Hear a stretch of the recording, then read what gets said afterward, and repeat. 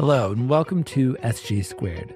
Steve Gladen, the global pastor of small groups from Saddleback Church, pulls from his over 25 years of experience to encourage and equip listeners like you to lead small group ministries. So let's listen and learn together. Welcome to SG Squared. Steve Gladen on small groups. Derek here with your main host, the man, Steve Gladen. And Steve, today we got a very special guest with us, don't we? Yeah, actually, we are starting a three-part series that I'm really excited to be able to bring to you. You know, when you look at small groups, and I've been in small groups for, oh my goodness, too many decades, 3-4 decades, all through my life, and have just enjoyed them. And they resemble so much a family system. And one of the things that can happen in groups is, like, in so many times in a family and in so many times in a relationship, things can get stale.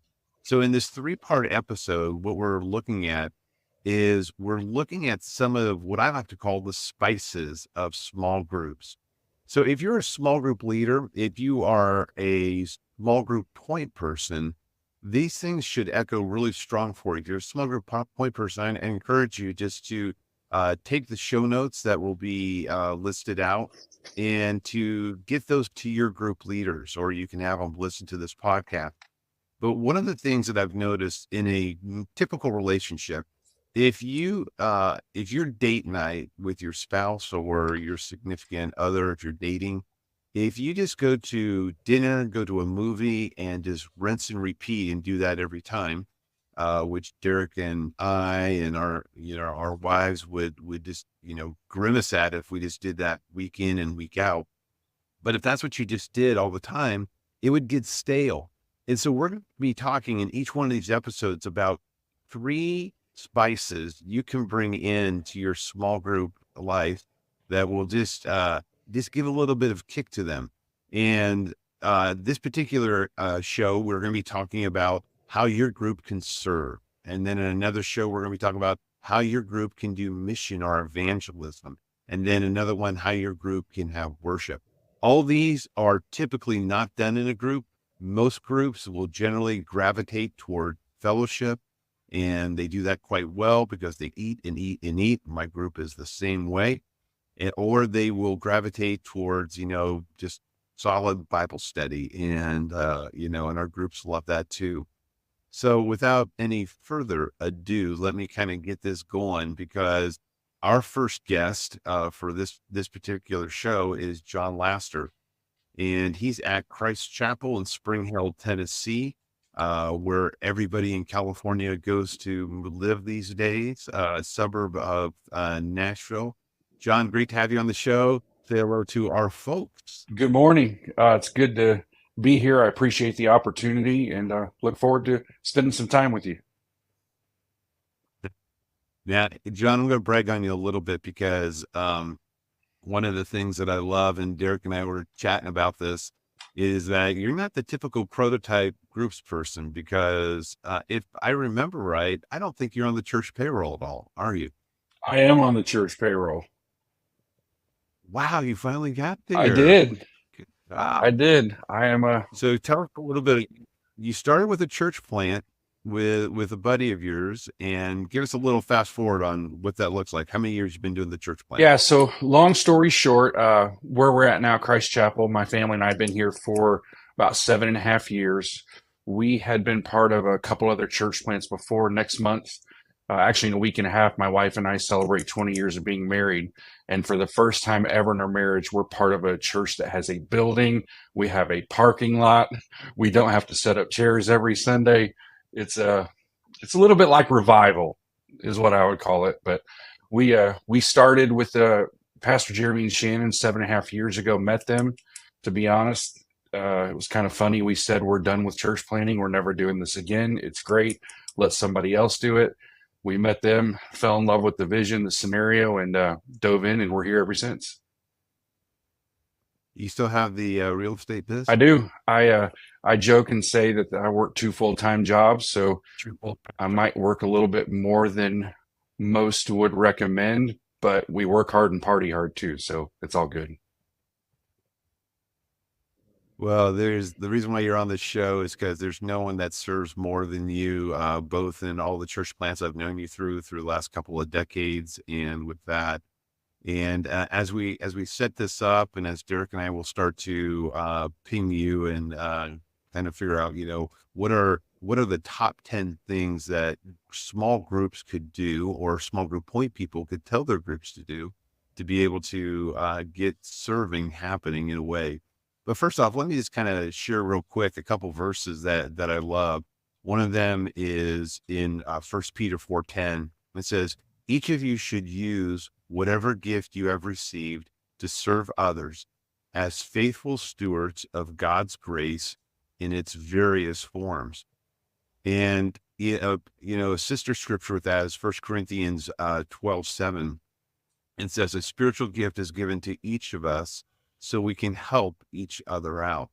And John, I don't know how you would define serving, but I think one of the greatest things we can do is make sure that every person in our small groups know what their spiritual gift is and be able to serve. Would you concur? And Derek, jump in as you can, as we are going to start to wind into these 10 top things that groups can do. I've always believed that you never look more like Jesus than when you serve people or forgive people. And serving to me is doing something for someone that brings little or no benefit to yourself. It's completely serving people and doing things for them. Yeah, it's fun. I can remember a couple of times of our small group. We just had one of our group members that this week is moving to Las Vegas, and it's breaking our heart as we've seen a number of our group members, moving to different states. And one of the things I loved was we came across a memory as we went through all of our group photos. And one of our serve opportunities was, this couple is like a hip couple. And so we let them pick a serve opportunity for us to be able to do. And it was at a hip hop rally. And Derek, I'm sure you can see me in hip hop. I mean, if you can look at Derek, if you're not listening, but you're viewing, Derek looks like hip hop.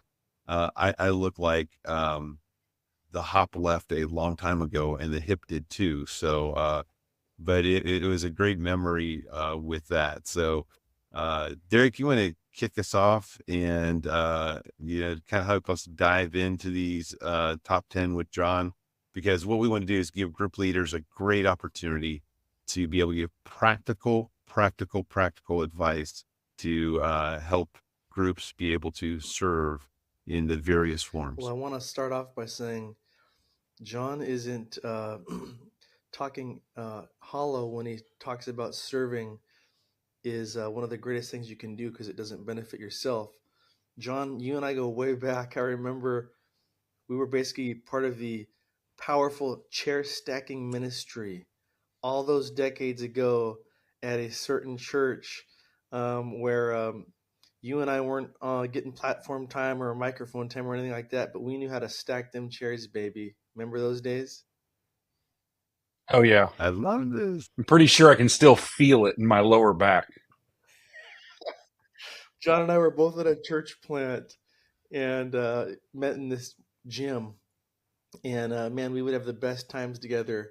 I remember those mornings trying to wake up as we're busting our backs for the Lord, right? Right.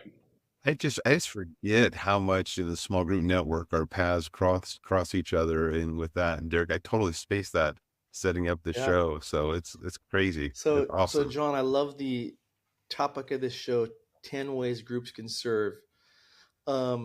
Give us a picture into what you guys are doing at Christ Chapel with your groups. You guys are seeing some amazing dynamic growth in your church, from church plant meeting in theaters and gyms to now you help them secure their own facility.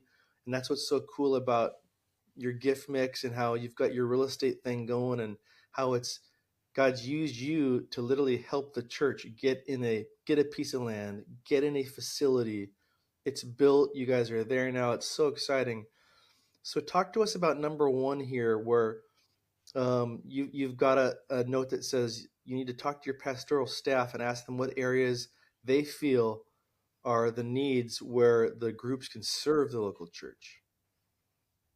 Sure. So when you think about a lot of people, kind of my two career paths blend together a lot, which is kind of I say sometimes a blessing and a curse, but mostly a blessing. And you think about when you help someone build a new home, people think, oh, that's great. I don't have to do anything. I'm going to move in. Everything's done. Well, you quickly find out you don't have blinds. You don't have cleaning supplies. You don't have this. You don't have all these things that you take for granted living in your previous place. So here at the new building, we've been in this building for 6.5, 7 months now, and we're still dialing in every Sunday what we need to add, what we need to order, what needs to be moved, what needs to be hung, what needs to be rearranged, all those things. And as you know, that stuff happens between Sunday to Sunday. And there's just a great opportunity for groups to serve together their current house. It's just like living in your home, that things always need to be done. You got kids that are growing, things that need to be changed. If you're Derek, you don't have New Kids on the Block posters on your wall anymore. You're changing it to something more modern. And it takes people to serve and to do those kind of things here at the building. And there's endless opportunities for places for people to serve. Which this has been a new one for us, John, to be honest. This is because the previous 6 years, it was always set up, tear down for the most part, or being in a temporary facility. So this is all a new learning curve for us here. So John, are you talking about being able to serve the people in your group, or are you talking about finding serving opportunities from the church? Both, actually. Pastor Jeremy has a saying around here, it's not either or, it's both and. And I would say that this goes with that your groups together can serve the local church. I highly recommend getting in front of someone on your pastoral staff if you have the ability to get in front of your lead pastor, because he carries the heavier load and hears more of what's going on around the building and the facility and all that. And you can find ways for your group to serve together. If it's sweeping up a parking lot on Saturday because we had a storm come in, we just had tornadoes around here. There are all kinds of places to serve and do things at. But when I think of serving the local church together as a group, you can't look more like Jesus than that. You're serving the house of God. You're serving things that are way bigger than you. Yeah, sociologically, they say that there are people that like to learn face-to-face, which is where groups spend a lot of their time, in living rooms and face-to-face. There's people that like to learn side-to-side, and they're called men. And what can happen is that when your group serves together, there's a different bit of bonding that happens as you're going there. But your first point here is so overlooked sometimes, and that is just ask your pastors.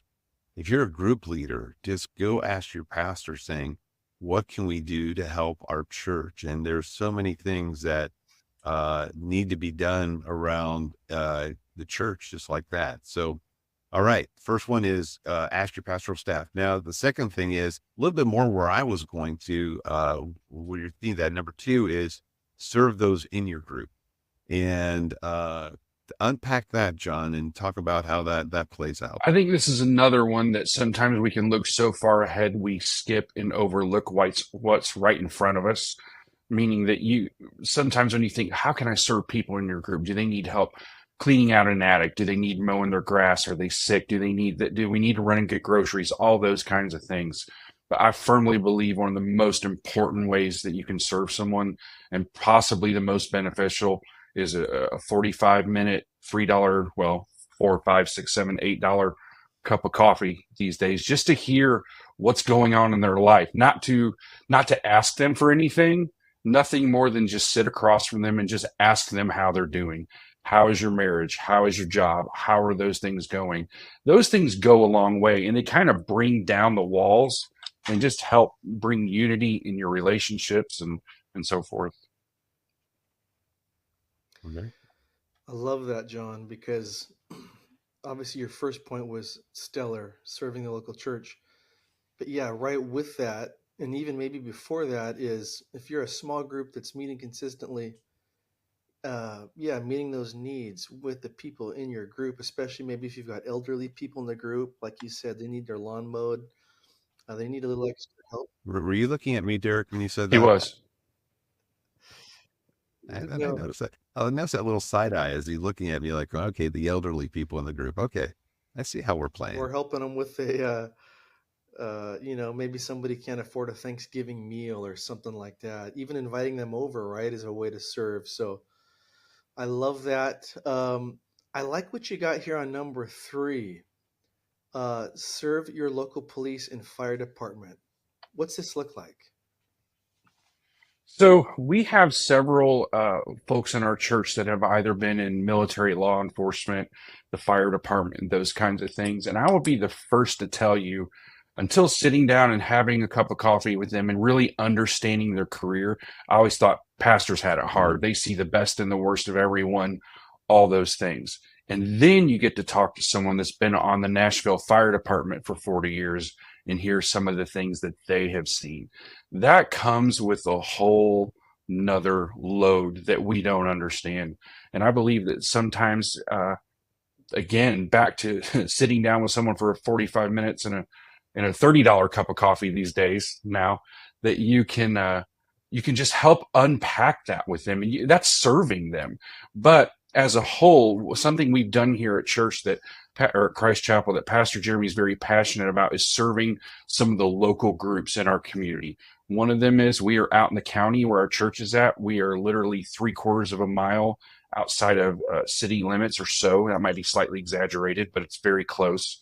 So we are in the county. We do not have a town or city police department where we're at. So we have worked to build a relationship with the Murray County Police Department, serve them lunch, get to know them, just try to spend some time with them. One of their officers serve at our church on Sundays for safety. So you just get to build more relationship with them. And I think that that's very important because a lot of those positions now have just become very controversial. The news does a great job at dividing people, as we all know, no matter where you stand on issues. The news and media is great at trying to divide people. We've seen that more than ever in the last 4 or 5 years. And I just think it's really important to serve those groups of people because they can get beat up quite a bit. Yeah, you bring. I mean, you can almost roll this out into you have listed police and fire, but you can any one of our first responders. Absolutely. You can go through that, especially if you're in a military town.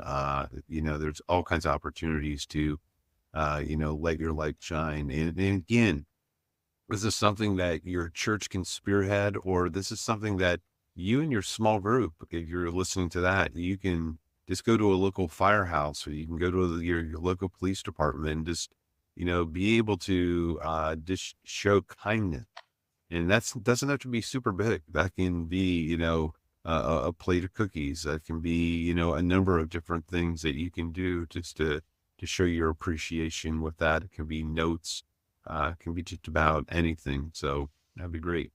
So John, as we move to number 4, you say, find a street.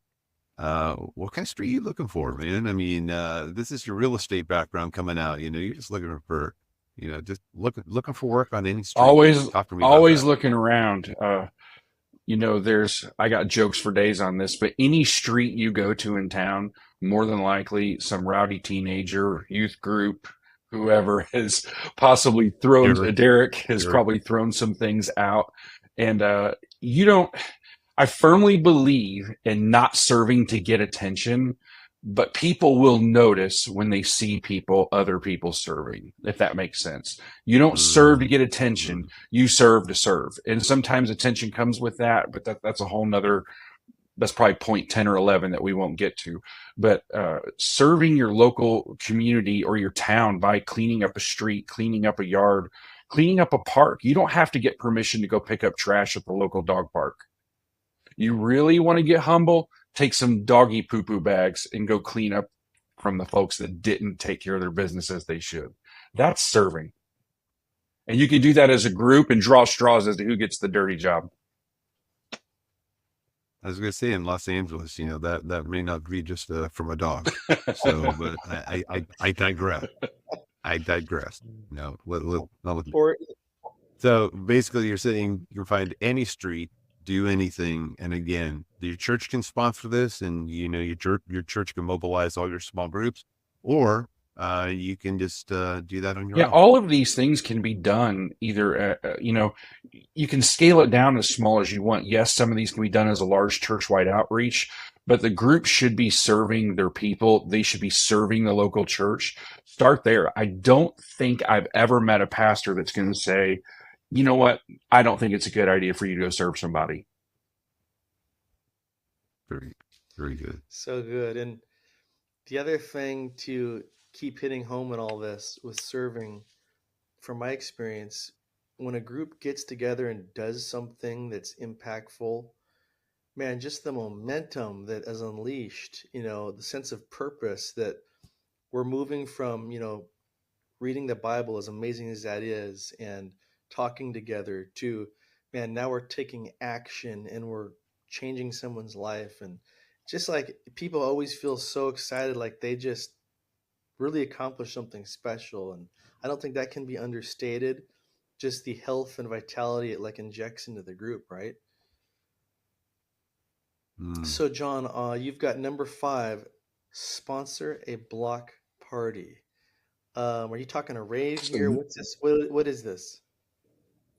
Nope. Again, we're in the South. It's probably a little bit more of a hoedown, but it's going to be a great time. This is something that we have talked about doing that we're getting ready to finally act on, is to sponsor a block party. And I believe the way our town is set up, it's basically a large subdivision. Okay. You can start in one end of the town and end up on the south side of town and never hit a main road. It's just the way our area is. I don't even know if it was designed. It was just the way it's all played out. So there's a lot of neighborhoods that make one city, is what I'm getting at. Having a group sponsor a block party, shutting down a street in the neighborhood, and just simply serving hot dogs, hamburgers, serving food, get a bounce house, those kinds of things that can look like an outreach activity, can all look like fun, have a lot of lipstick on it. But at the end of the day, you're serving your community. You're serving as a group, a local street in your neighborhood. And most people live in a neighborhood around here, so it's not hard to find an opportunity to do this. So Jon, go a little bit deeper into Yeah. that. Is this more you're going into a block party? Is it pure for fun?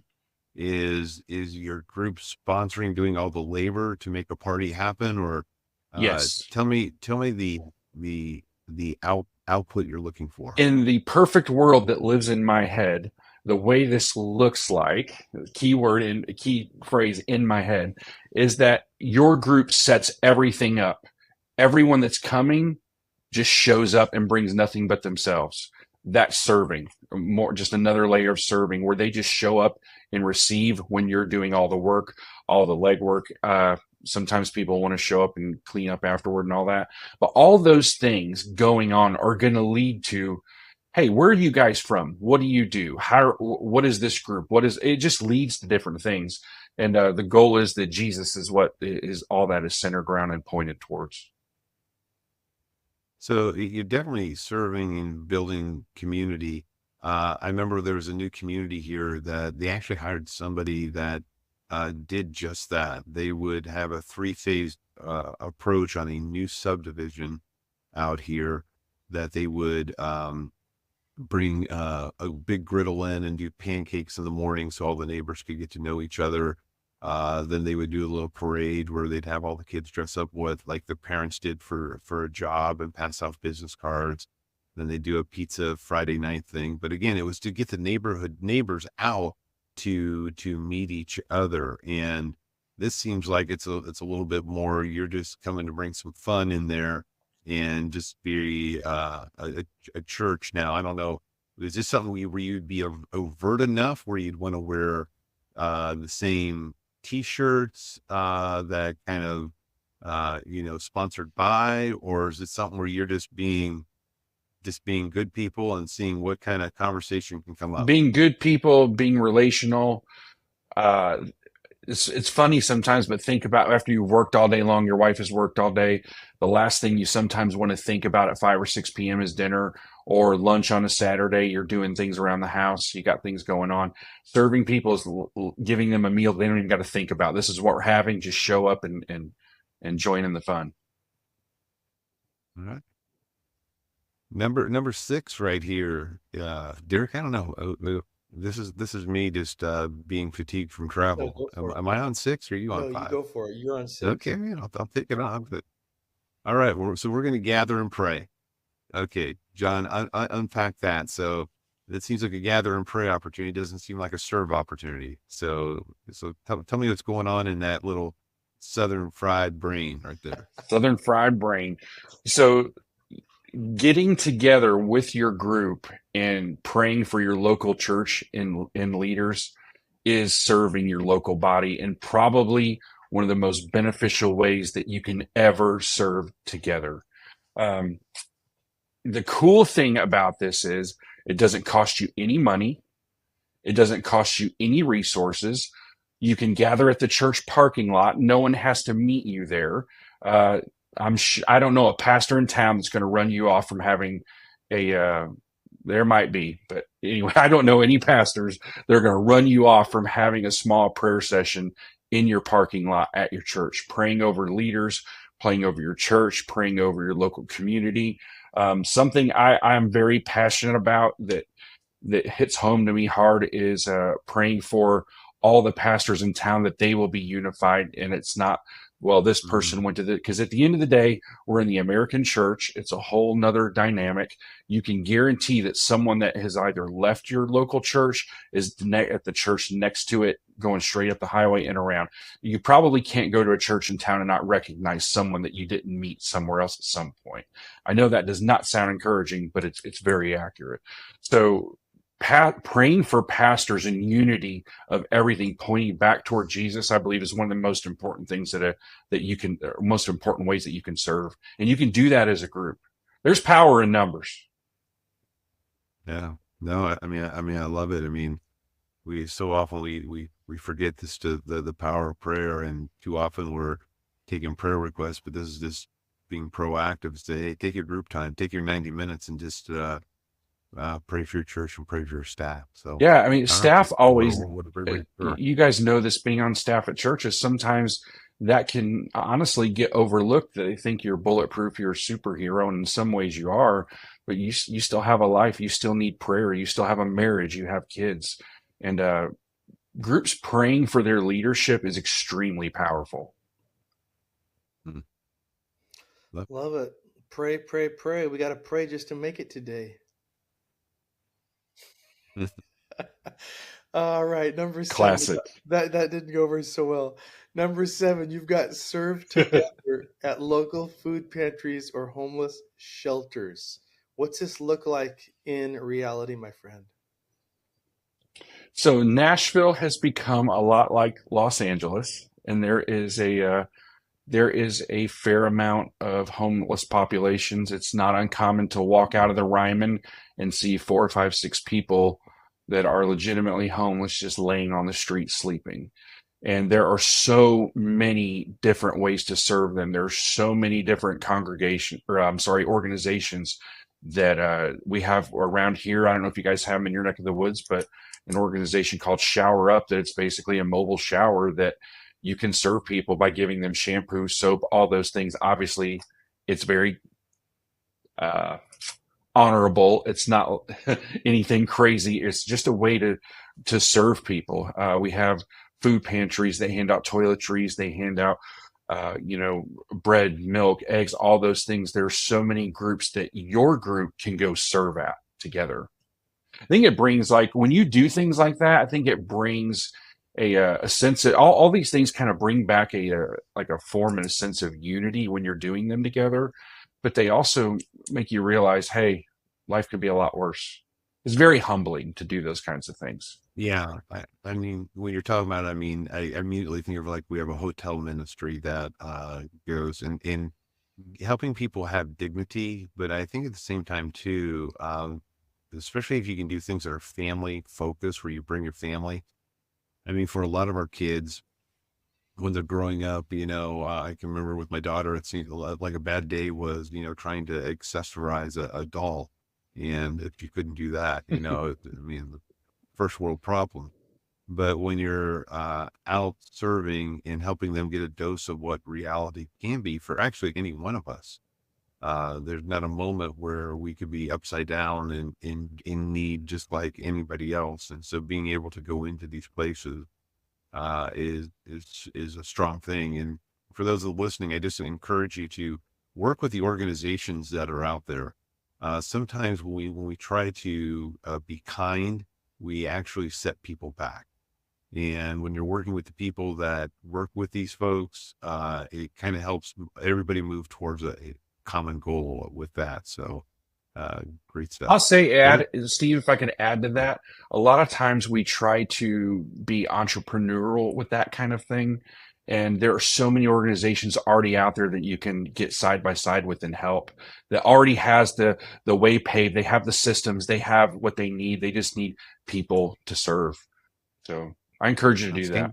All right, number 8, find ways to serve your kids, your teens, your worship teams. I mean, every church has different teams that make the weekend or make ministry happen. And Jon, tell us a little bit about this one. So every kids department is going to obviously have boogers and diapers at some point, and those all need to be cleaned up. Sometimes I've seen that after kids' church is over, the day is over, some of those workers are exhausted. You have the opportunity to serve the kids department,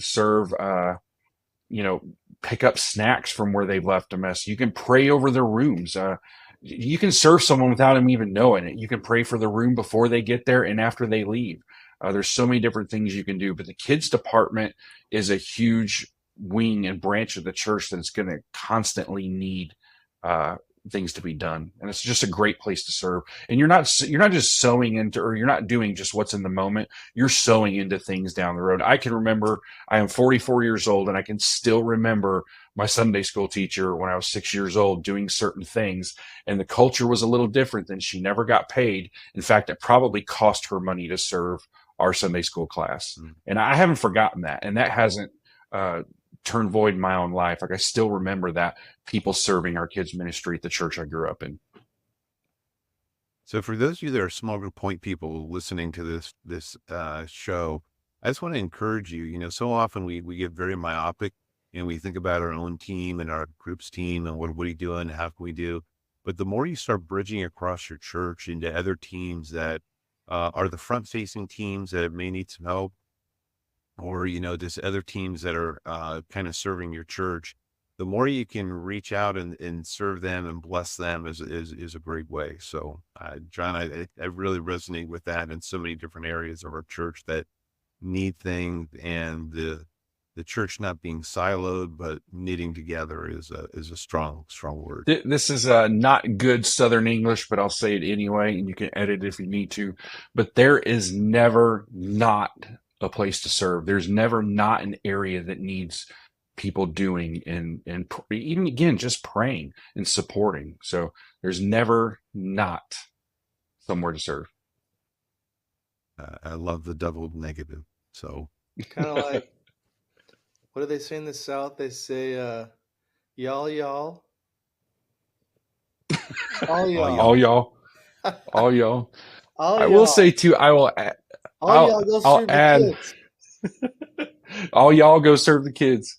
I will say, I say this often here, in sometimes in a group setting, sometimes in more of a larger church setting, that outside of the folks in our church, my closest friends that I would go to if something hit the fan in my life, I met serving either in a small group or serving a team on church. And the two guys I'm looking at, I met you serving in some kind of organization, and it doesn't return void.